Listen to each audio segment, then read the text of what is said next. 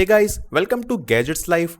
काफी कम टाइम बचा है फ्लिपकार्ट की बीबीडी एंड अमेजोन की ग्रेट इंडियन फेस्टिवल सेल को आने में। इनफैक्ट हर साल की तरह इस साल भी लोग काफी ज्यादा एक्साइटेड हैं इस सेल में से आईफोन्स को परचेज करने के लिए। अब वैसे तो हर साल काफी सारे डाउट्स रहते ही हैं, जस्ट लाइक इस सेल में नो कॉस्ट ईएमआई होता है या फिर नहीं, आईफोन्स का ऑनलाइन परचेज करना सेफ रहेगा, कोई इशू तो नहीं रहेगा, ऐसे काफी बारी ऑर्डर्स कैंसिल वगैरह भी हो जाते हैं। ये सारी चीजें एक तरफ, बट इससे भी ज्यादा बड़ा डाउट दैट इस साल आईफोन्स की प्राइसिंग कितनी आने वाली है because of price hike. And जो मोस्ट ट्रेंडिंग आईफोन इस सेल में रहने वाला है विच इज आईफोन 17, उसकी कितनी एक्सपेक्टेड प्राइसिंग है एंड इसी के साथ बाकी सभी और आईफोन्स की भी। सारी चीजों की बात एकदम ही डिटेल में करने वाले हैं, so make sure to watch this video till end. And इसी तरह की और वीडियोस को देखने के लिए you can subscribe our channel gadgets live. तो सबसे पहले बात करते हैं सेल डेट की। सो फ्लिपकार्ट एंड अमेजोन की जो है साल की सबसे बड़ी सेल होती है, इनकी डेट डिपेंड करती है दिवाली एंड दशहरा पे। अब इस साल दिवाली की डेट भी थोड़ा लेट है, इसी वजह से यहाँ पे इन सेल की डेट भी थोड़ा लेट ही रहेगी प्रीवियस ईयर के कंपैरिजन में। एंड जो एक्सपेक्टेड डेट है वो है 5 से लेके 10 अक्टूबर के बीच।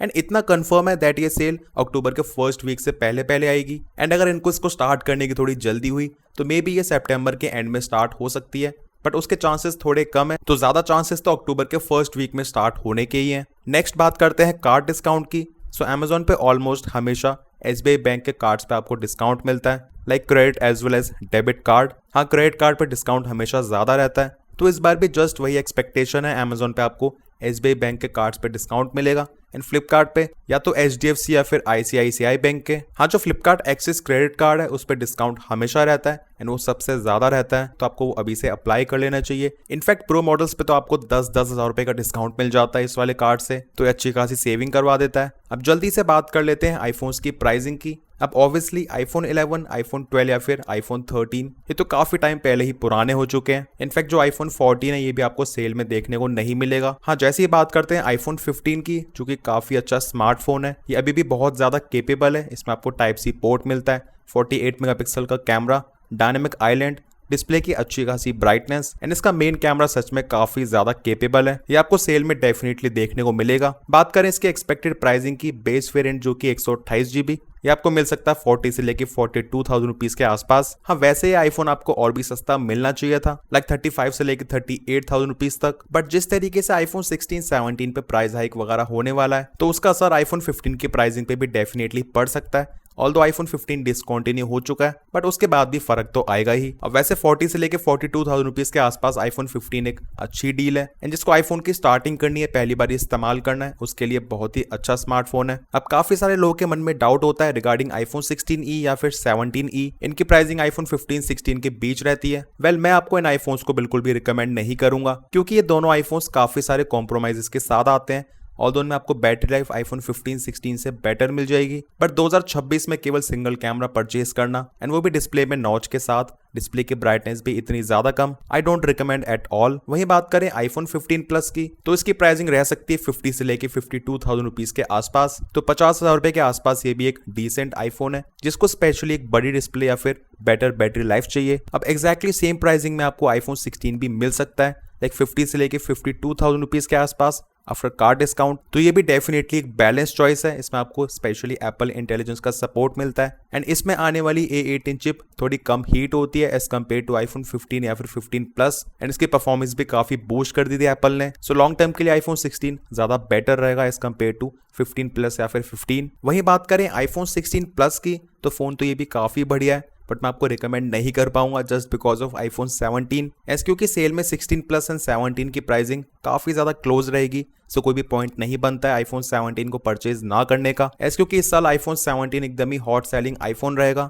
Just because of major upgrades, 120 hertz का डिस्प्ले, मेन कैमरा के साथ साथ 48 मेगापिक्सल का अल्ट्रा वाइड कैमरा, 18 मेगापिक्सल का सेल्फी कैमरा एंड इसी के साथ बहुत ही अच्छी परफॉर्मेंस एंड आईफोन 15, 16 के मुकाबले बैटरी लाइफ में भी एक अच्छा खासा इंप्रूवमेंट है इसमें। तो मैं तो ज्यादातर लोगों को केवल आईफोन 17 को ही रिकमेंड करूंगा। हाँ, इस साल हालात पहले जैसे नहीं रहेंगे, लाइक आईफोन 17 50-55 हज़ार रुपए में मिले, ऐसा बिल्कुल भी नहीं होने वाला है। एंड क्योंकि ये फ्लिपकार्ट एंड अमेजोन की सेल एप्पल के सितंबर वाले लॉन्च इवेंट के बाद ही आएगी, तो काफी ज्यादा हाई चांसेस है उस टाइम पे आईफोन 17 की प्राइसिंग इंक्रीज हो जाए ऐसे क्योंकि इस साल आईफोन 18 तो आ नहीं रहा है, तो आईफोन 17 पे 10,000 रुपए कम होने की जगह 12 से लेके 15,000 रुपए बढ़ भी सकते हैं। एंड इसी वजह से इस सेल में आईफोन 17 की प्राइसिंग काफी ज्यादा डगमगा सकती है। वेल अभी आईफोन 17 की एमआरपी 83,000 रुपीज है एंड इसकी प्राइसिंग बढ़ के हो सकती है 93 से लेके 95,000 रुपीज। तो जितनी प्राइसिंग पे आईफोन 17 अभी ऑलरेडी मिल रहा है आपको फ्लिपकार्ट की बीबीडी सेल में, ये इतने का ही मिलेगा। उस टाइम पे इसकी प्राइसिंग ही अच्छी लगेगी क्योंकि ऑफिशियली 95,000 रुपीज तक हो चुका होगा। बट चलो मान लेते हैं इन केस अगर आईफोन 17 की प्राइसिंग नहीं बढ़ती है, जो कि बहुत ही तगड़ी चीज हो जाएगी, देन उस केस में आपको ये आईफोन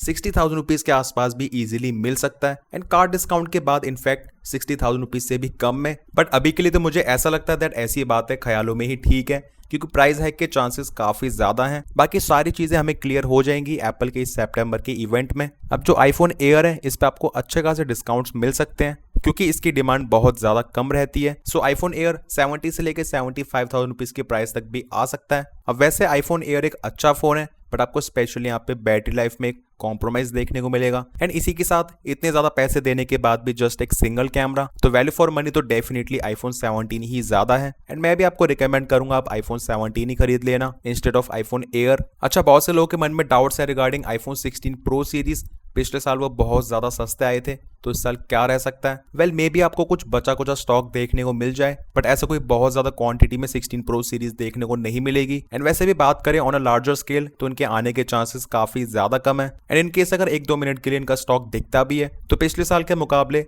5 से लेकर 10,000 रुपए आप और भी ज्यादा कम प्राइसिंग एक्सपेक्ट कर सकते हो। बट देख लेना वो सारा स्टॉक देखते देखते ऐसे ही उड़ जाएगा, आपको पता भी नहीं चलेगा। बट मेन बात आती है आईफोन 17 प्रो सीरीज की, ये काफी इंटरेस्टिंग रह सकते हैं क्योंकि एप्पल ने अब तक आईफोन 17 सीरीज पे प्राइस हाइक नहीं करा है एंड काफी हाई चांसेस है दैट एप्पल अब इवेंट से पहले कुछ भी नहीं करने वाला है। तो इसी वजह से यहाँ पे जितनी प्राइसिंग आईफोन 17 प्रो सीरीज की अभी है ये इसी पे डिस्काउंटिनी हो जाएंगे एंड दैट्स वाई इन पे आपको एक डिसेंट डिस्काउंट भी मिल सकता है। फिर अब मैं यहाँ पे खरीदने वाली प्राइसिंग की बात करने वाला हूँ, दिखाने वाली नहीं। ऐसे क्योंकि पिछले साल 70,000 रुपए में 16 प्रो कितने ही लोगों को मिला था एंड ज्यादातर सभी ऑर्डर्स कैंसिल ही हुए थे। तो इसी तरीके से 17 प्रो के एक्चुअल में खरीदने वाली प्राइसिंग 80 से लेकर 90,000 रुपीज के बीच रह सकती है एंड इन पे आपको कार्ड डिस्काउंट भी थोड़ा ज्यादा देखने को मिलता है। बाकी 17 प्रो का अंडर 80,000 रुपीज आना काफी ज्यादा मुश्किल है एंड जो स्वीट स्पॉट है वो अराउंड 90,000 रुपीज ही है। ऐसे क्योंकि इसका बेस वेरिएंट ऑलरेडी 16 प्रो से 15,000 रुपए ज्यादा है, ऐसे 256 GB है। एंड वही बात करें 17 प्रो मैक्स की तो उसकी प्राइसिंग हो सकती है 1,05,000 से लेके 1,10,000 रुपए after card discount. And again यहाँ पे भी खरीदने वाली प्राइसिंग नॉट दिखाने वाली एंड स्पेशली फ्लिपकार्ट की यही चीज मुझे काफी खराब लगती है। एक तो ये प्राइसिंग को खुद ही इतना ज्यादा कम एडवर्टाइज करते हैं, उसी प्राइसिंग पर अगर कोई ऑर्डर प्लेस कर देता है तो फिर ऑर्डर कैंसिल करने का क्या ही मतलब है? या तो पहले सोच समझ के प्राइसिंग को डिसाइड करो, बताओ। वेल आई होप फ्लिपकार्ट इस साल ऐसा ना करे। अब आईफोन्स को या फिर इनफैक्ट किसी भी प्रोडक्ट को परचेज करने के लिए लोग सेफली प्ले करना चाहते हैं and they ask for cash on delivery. तो क्या सीओडी अवेलेबल होता है? Sadly no. आपको आईफोन्स को परचेज करने के लिए पेमेंट पहले ही करनी पड़ेगी। अब बिना सेल के नॉर्मली आपको आईफोन्स मे बी सीओडी पे मिल सकते हैं बट सेल के टाइम पे सीओडी अवेलेबल नहीं रहता है। ऐसे क्योंकि अगर उस टाइम पे इन्होंने सीओडी अवेलेबल कर दिया तो 90% लोग सीओडी ही करेंगे एंड मे बी फिर उस टाइम पे फ्लिपकार्ट के लिए थोड़ी भसड़ मच सकती है। वही बात करें ओपन बॉक्स डिलीवरी की, सो यस, जैसे आपको बिना सेल के भी नॉर्मली फ्लिपकार्ट पे ओपन बॉक्स डिलीवरी मिलता है उसी तरीके से सेम आपको उस टाइम पे भी ये फैसिलिटी मिल जाती है जिसमें बेसिकली डिलीवरी एजेंट आपके पास आपका आईफोन लेकर आएगा, उसके बाद उसे अनबॉक्स करेगा, आप उसको अच्छे तरीके से चेक करोगे, देन आपको जो ओटीपी रिसीव हुआ है आप उसको बताओगे, देन फिर आपका प्रोडक्ट डिलीवर्ड माना जाता है। बट मैं आपको एक ओपिनियन दूंगा, उस टाइम पे जल्दबाजी बिल्कुल भी मत करना। लाइक मे बी कोई डिलीवरी एजेंट फोन को अनबॉक्स करने से पहले आपसे ओटीपी मांग सकता है जल्दबाजी में, तो आपको ऐसा कभी भी नहीं करना है। एक बार अगर आपने ओटीपी पहले दे दिया एंड फोन में बाद में कोई भी इशू निकला, आप केवल कस्टमर केयर के धक्के खाते रहोगे एंड आपका बाइंग एक्सपीरियंस खराब भी हो सकता है। फिर इनफैक्ट ओटीपी बताने से पहले फोन को जब हम चेक करते हैं उस टाइम पे फोन को बहुत ही अच्छी तरीके से चेक करना, उसकी प्रॉपर्ली वीडियो बना लेना हर एक एंगल से। ऐसा अगर बाद में फोन में कोई छोटा मोटा मैन्युफैक्चरिंग फॉल्ट भी होता है सो फ्लिपकार्ट उस चीज को एक्सेप्ट नहीं करता है एंड आपको फोन को लेके फिर एप्पल के सर्विस सेंटर ही जाना पड़ेगा